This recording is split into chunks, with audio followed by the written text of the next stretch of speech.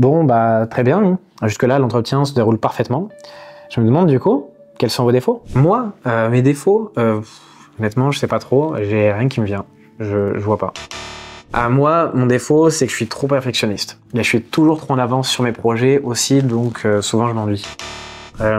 J'ai souvent des petits problèmes de réveil le matin, et ça tombe bien parce que j'aime pas trop qu'on me parle le matin, enfin bon, bref, j'aime pas trop les gens quoi.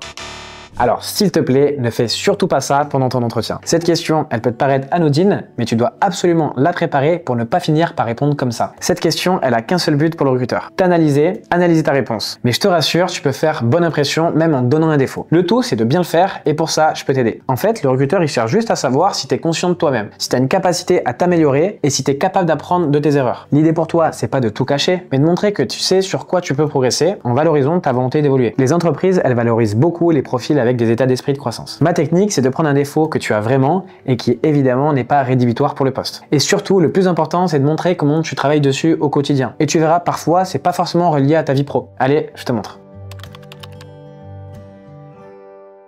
Je suis quelqu'un de très timide depuis tout petit, donc je peux être un peu réservé lors de mes premiers contacts avec de nouvelles équipes. Mais dès que je me sens à l'aise, je deviens plus ouvert et communicatif. Pour travailler là-dessus, j'ai mis en place une méthode ludique. En afterwork, je me force toujours à aller parler aux gens que je connais pas, pour pas rester dans ma zone de confort. Là, en tant que candidat, tu reconnais une légère réserve au début, mais tu montres que tu fais des efforts pour t'intégrer rapidement et améliorer ta communication. Ça, c'est un bon signe de flexibilité et d'adaptabilité. Je sais que je suis parfois trop direct dans mes retours, ce qui peut être perçu comme étant brusque. Mais j'ai appris à adapter mon discours pour faire plus attention tout en restant clair et honnête. Là, c'est bien, tu montres une honnêteté et une franchise qui vont plaire aux recruteurs. Mais tu reconnais aussi l'importance de la diplomatie dans tes échanges. Ça prouve que tu es capable de t'adapter à ton environnement et à tes interlocuteurs, ce qui est un bon signe de flexibilité et d'intelligence sociale. Parfois, j'ai tendance à vouloir tout gérer en même temps, ce qui peut me mener à me sentir un peu submergé. J'ai travaillé là-dessus en apprenant à mieux déléguer et à faire confiance à mes collègues. Là, tu reconnais que tu es très impliqué, mais tu montres aussi que tu as appris à mieux gérer ta charge de travail et à faire confiance à l'équipe. Ça montre que tu sais t'adapter et évoluer dans ta façon de travailler. C'est encore plus vrai pour les postes de manager. J'ai du mal à dire non, surtout quand je vois quelqu'un qui a besoin d'aide. Ça peut parfois me faire prendre plus de travail que je peux gérer. Mais je travaille sur mes compétences en gestion du temps et mon assertivité. Là, tu montres que tu es disponible et solidaire, mais tu reconnais que ça peut aussi te surcharger. Tu travailles activement sur tes priorités et tu cherches à mieux gérer ton temps, ce qui démontre que tu sais t'organiser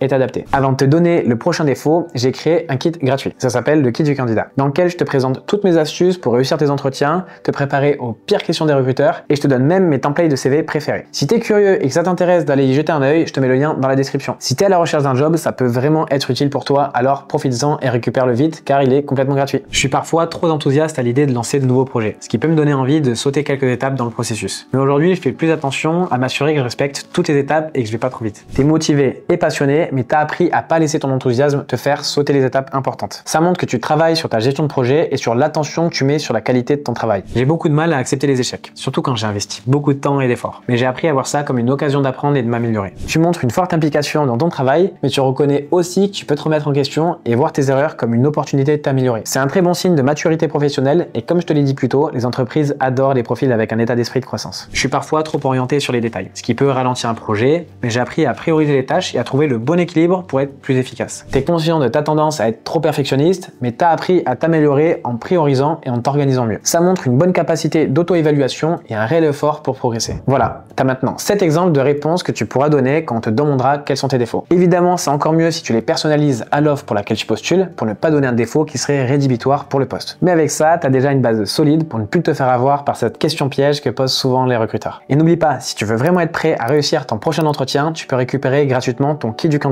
en cliquant sur le lien dans la bio.